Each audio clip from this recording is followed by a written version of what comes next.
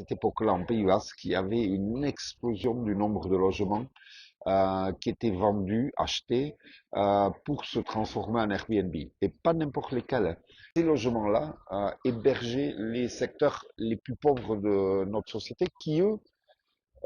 n'ont pas pu retrouver à se reloger parce que en à peine 6 ans en Pays Basque, les prix de l'immobilier ont explosé, les loyers dans le parc neuf également. Là, il y a eu une forte mobilisation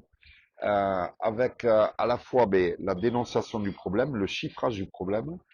et puis des actions, euh, souvent spectaculaires, médiatisées, et notamment un type d'action qui consistait à louer un Airbnb et à y rester en faisant le QG d'une campagne contre Airbnb. Un autre slogan, un autre concept global qui était vivre et se loger au pays, qui venait un peu faire écho au vivre et travailler au pays des années 70-80. Et là, aujourd'hui, en fait, chez nous,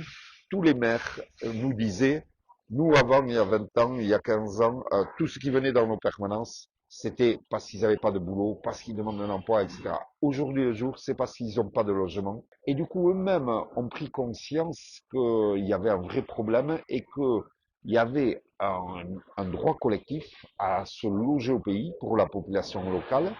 et celle qui vit et travaille au pays, quelle que soit son origine de départ, et que ce droit-là était supérieur